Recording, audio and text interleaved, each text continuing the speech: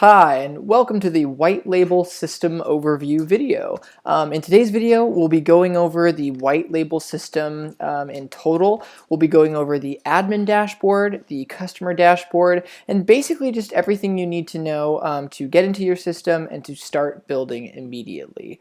We'll be logging in here. Again, my system will look as close to yours as possible. Couple things before we log in. Please be sure you're using one of our approved browsers. This would be either Google Chrome or Safari if you're on a Mac. Definitely want to be sure you're using one of those two browsers. We currently do not support use on Mozilla Firefox or Internet Explorer. So just please be sure to use either Chrome or Safari. Now, if you are going to log in for the first time, you should have received an email with some login credentials. So you're going to want to head to the admin URL that again was specified in that email and go ahead and enter in those credentials, so that username and password. Now you may be seeing a screen very similar to this. It will most likely not have a logo. Again, because you've never logged in before, you're not going to have any images here. So you're probably just going to see a white box with some with a username and password field. So go ahead and enter in those credentials and go ahead and click login. Alrighty. And upon logging in for the first time, again, you're not going to have your logo up here in the top left-hand side, but we'll address that here in a little bit. You're going to land immediately on your App Management tab. Now, as you can see here, I do have one app in my App Management tab, and this is going to be for trial or demo purposes later. But currently, you're going to have no apps in your App Management tab, and you shouldn't, right? You've never logged into your system before. This is the first time. Now, before we talk about how to build an app, I'm first going to go over sort of all of these tabs here on the left hand side, how they can be used, what they're used for, and then we'll dive into how to actually begin building your app. Now again, first thing, you're landing inside your system, and this is your admin control panel, or your admin panel as I might reference it. This is where you, the account admin, are going to manage all of your apps, manage all of the app users, basically to configure your system in any way you see fit. Step number one on landing in the app management system will most of the time be adding your first or second or fifth or 10th application. And as you can imagine, I would do so in the App Management tab. Upon landing on App Management, again, you will not have any, the first thing you would want to do is click on this green Add New App button. When I click Add New App, I get a very simple page. And you'll notice that there are a few fields here that you could fill in, but only 2 of them are required fields. Now the first one is app name. Now you can fill this with, again, this being your first app, you could fill this in with something like trial app number 1, test app number 1, whatever you feel is right for you. Do not worry about bundle ID or version. We will fill this in for you. And finally, you're going to get to this area called configuration. Now again, you'll notice there is a red asterisk here, which makes this a required field. But if you've never logged into your system before, when you click on this drop-down menu, nothing will display. And this is because you haven't created a configuration yet, which will prevent you from setting up your first app. So in reality, the first step actually is not clicking on Add New App, but instead coming here to the Configurations tab to set up configurations. Now the first question you're probably asking is, well, what are configurations? Again, because this is your admin system, we want to give you the power to set up your business in any way you see fit. Now part of that means you may want to tier your user's level of access to their application. For example, you may want to create a basic, professional, and premium plan level. Maybe a simpler way of saying it is a bronze, silver, gold. Maybe a bronze style application only has access to a few unique features, whereas as you go up the configuration chain, maybe your gold configuration has access to everything, including self-publishing and push notifications, etc. So configurations essentially give you the ability to tier a user's access or tier their level of access to a particular application. But again, we're just setting up a trial app, so the first thing I'm going to do is set up a trial configuration. And again, you're not going to have any configurations here yet, so go ahead and click on this green Add New Configuration button. Upon doing so, again, you're going to see this little asterisk here. Go ahead and title this Trial Configuration. And you can start selecting the plugins you'd like to make available on this configuration. Now again, as this is your first app, I would suggest making it a test app, and so I would just select everything. Again, I won't go ahead and do this. I already have a configuration set up. Go ahead and enable every single plugin by checking on the little box. As we scroll down, we're going to get to some other interesting options. Upgrade button. Upgrade does not matter unless you have purchased the DIY program. If you have purchased the DIY program, please feel free to watch setting up your DIY system. It is a separate video and it will go over this upgrade button. But again, assuming you have not purchased this, go ahead and just hide this. Intercom. Intercom is a third-party customer-based communication system that we have an API open with. If you would like to use Intercom, you can technically open an Intercom account and enter the Intercom API into the settings area. But again, for simplicity purposes, let's not worry about Intercom at this point. This is just a test app. I'm just going to try to log in and start building something. So I'm going to not only hide Upgrade, but I'm also going to hide Intercom. Finally, and most importantly, we get to type. Now, it seems pretty easy here to understand that if this is a trial configuration, I'm most likely going to select the type of trial. But notice when I select trial, nothing else happens. But like I told you in the beginning, configurations not only allow you to configure plugins, they also allow you to configure things like publishing permissions and push notifications. But notice when I selected trial, nothing else happened.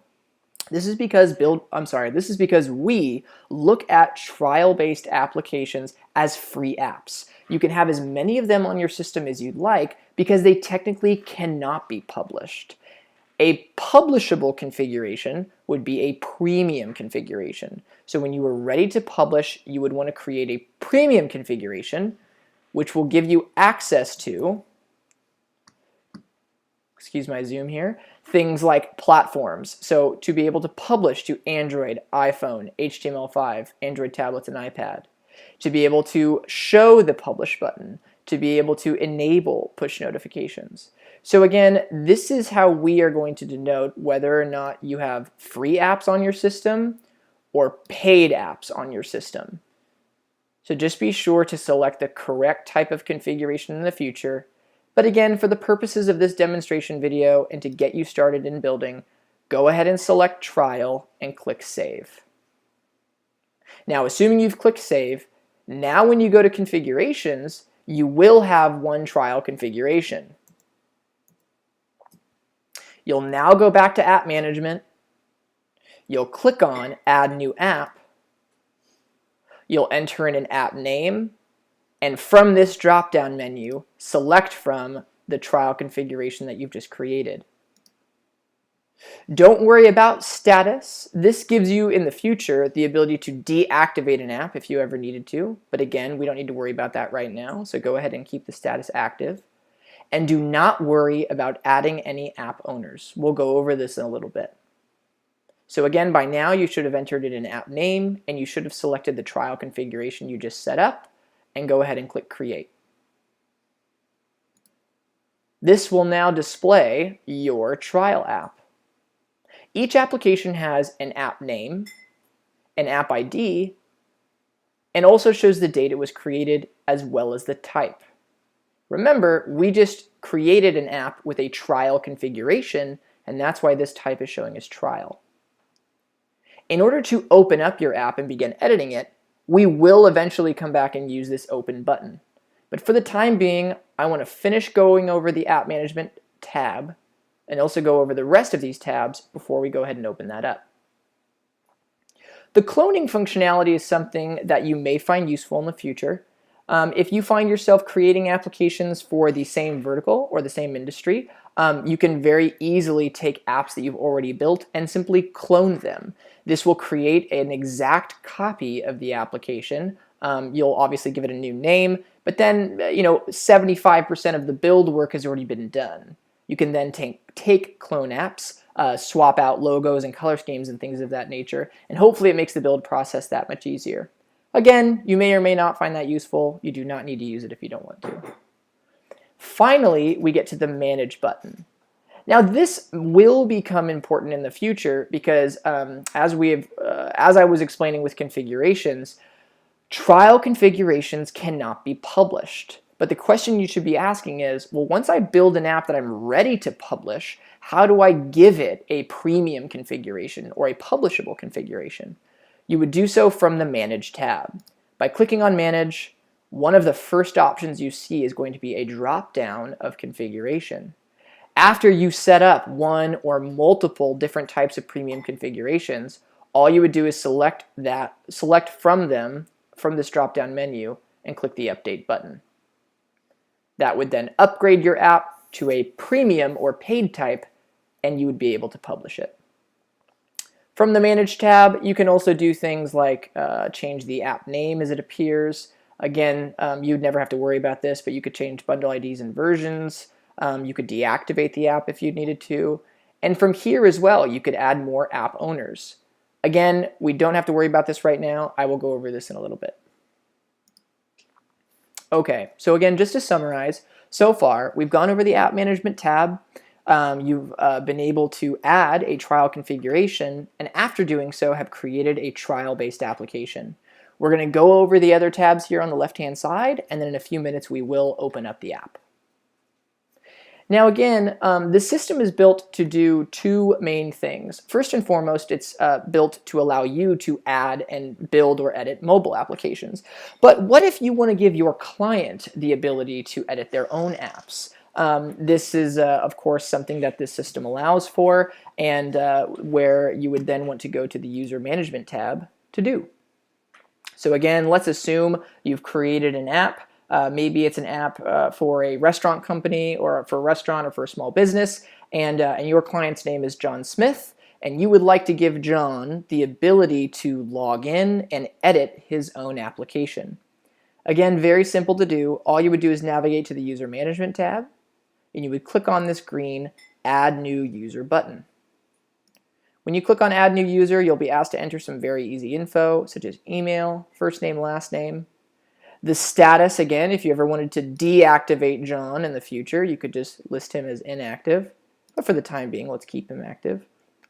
And one of the most important denotions is going to be role.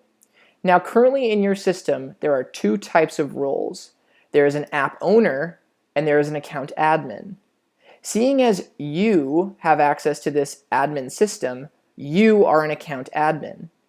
And account admins are the only individuals that have access to the admin system. App owners only have access to the apps they have been assigned to. So app owners cannot do things like create users or create apps. Only account admins can do that. So again, if this is your client, you would most likely assign John as an app owner. Because again, you don't want to give John access to your admin system. You only want to give him access to his app. And the final step is to select which app I want to assign John to. By clicking on the blue button, you will get a drop-down menu, a checkbox menu of all of the apps in your system, and you can simply check the box of John's app. Again, this will assign him to this app, and upon clicking Save, John will be sent three things. He will be sent his username, which is just going to be his email. He will be sent a preset password and a link to where he can log in to his app dashboard.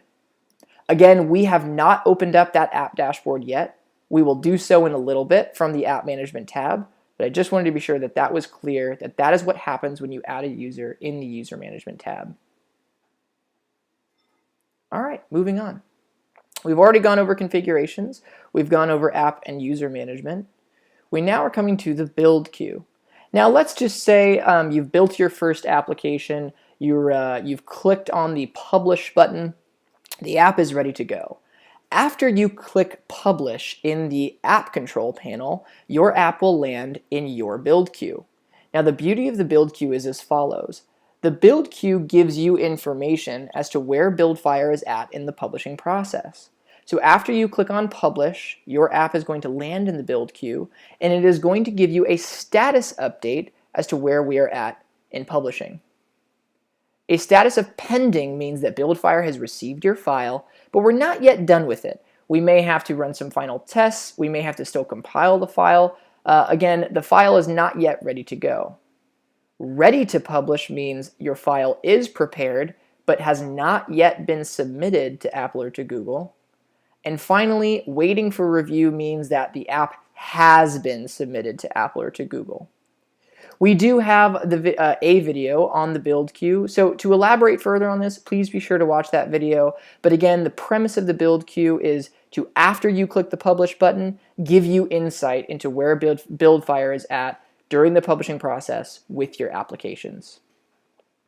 Again, if you've paid for DIY, please be sure to watch our Setting Up Your DIY system. And finally, we can go over settings. Now, upon clicking settings, you get three options. By clicking on account, you're taken to your basic account info page. So you can see here your business name will display. You'll notice that there's an area for you to upload your own control panel logo. You'll see that that is what's displaying here in the top left-hand side. So if you'd like to add your logo, go ahead and click on the green plus button and upload a logo at this size of 500 by 120 pixels.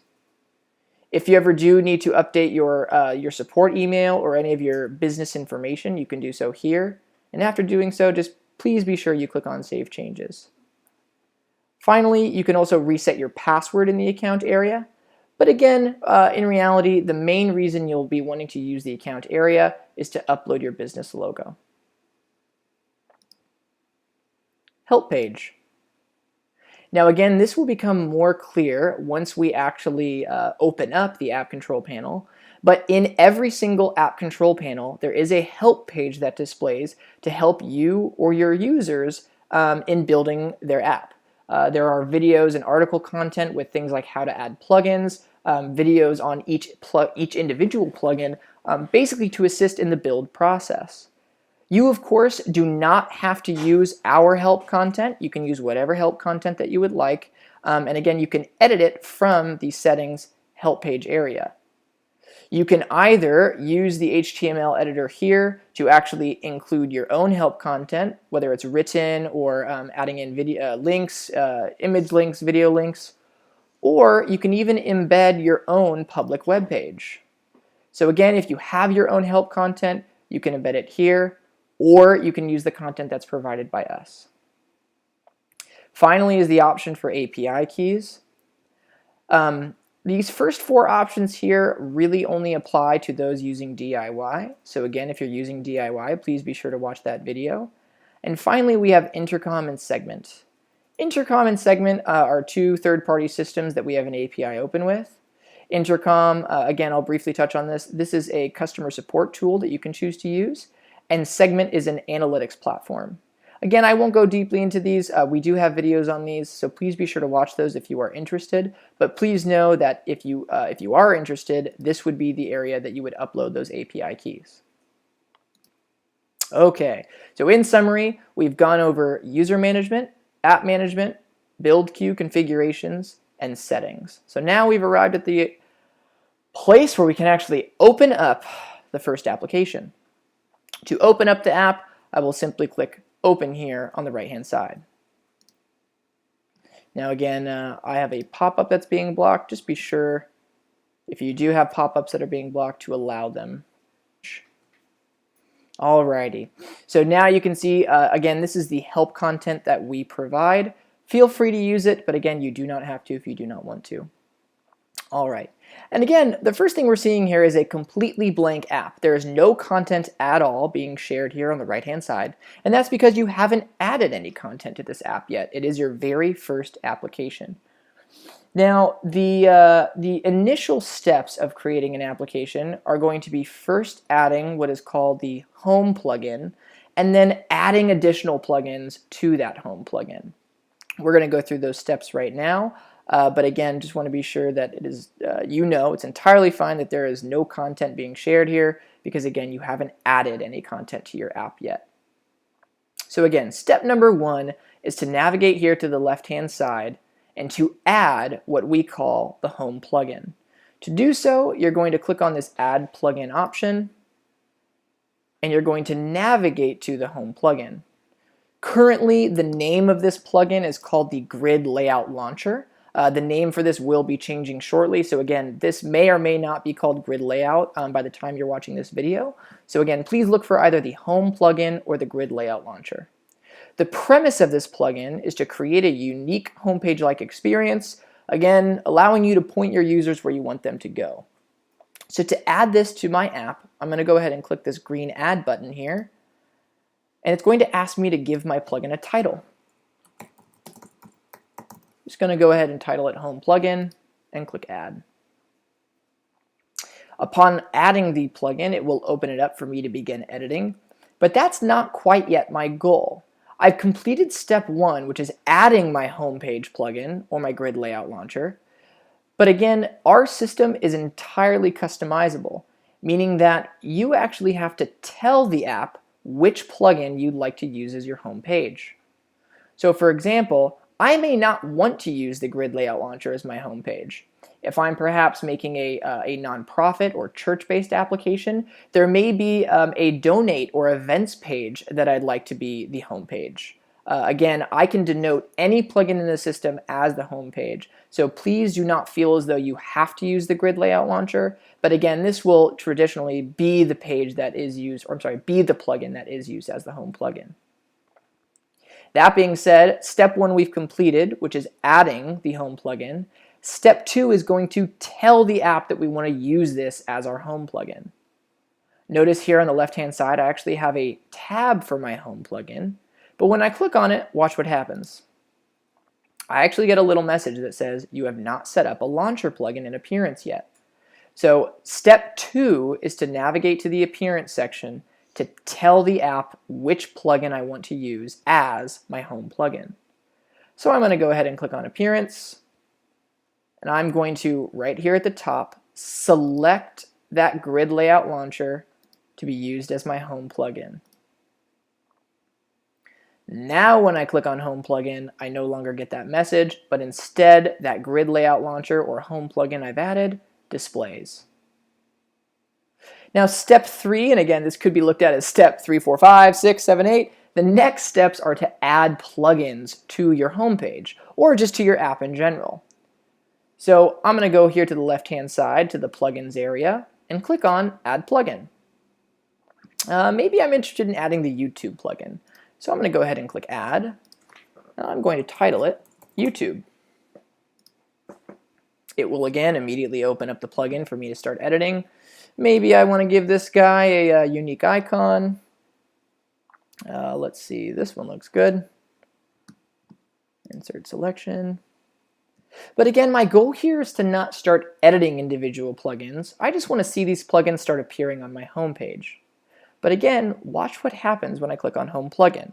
I've just added this YouTube plugin, but when I click on Home, the icon for YouTube is not displaying. Now I can confirm that I've actually added this to my system by going over to Plugins and by clicking on My Plugins. I can see here, okay, there's the Grid Layout Launcher, and yes, confirmed, there is the YouTube plugin. But why isn't it showing up on the Home plugin? And it's because, again, the system is all about customization and flexibility. We only want plugins to appear on the home page if you want them to appear there. That being said, to add that icon to the home page, all I would have to do is click on Add Plugin Instance and select the plugins I want to appear and click Apply. Now that icon will appear on my home page or in my navigation for my end user to click on. So again, you have total flexibility in how these plugins appear in your app. You can choose whether or not they appear on the home nav. Maybe you'd like them to appear in the side menu, which is this little area indicated by these 3 bars. You have total flexibility not only over the content, but also the design of all of your plugins. So again, a ton of flexibility in how you start creating your first trial-based application. In our opinion, the best way to start learning the system is to do 2 things. Number one, by clicking on the Help tab, you will see all of the help content that we have created for you and for your end users. You yourself could start watching these tutorial videos, which will be invaluably helpful in how you use each individual plugin and the features on our system. Or you could just go through and start adding every single plugin and start experimenting with it. Ultimately, that method will be the best way to learn how each plugin works, how you could creatively apply each plugin to a particular use, and will ultimately create the best looking and best functioning application that you can build. I'm going to go ahead and click back into my account control panel and just come back to the app management tab. So again, those are the steps that you will need to log into your admin system, to add your first app, to open up your first app, and add your first few plugins. Again, we have a huge selection, a huge library of tutorial videos that you can continue to watch about these individual sections, and also about individual plugins and how to start building. Please be sure to watch those videos, and please be sure to let us know if you have any questions. We're always here to help along the way. We really thank you for watching, and again, thank you so much.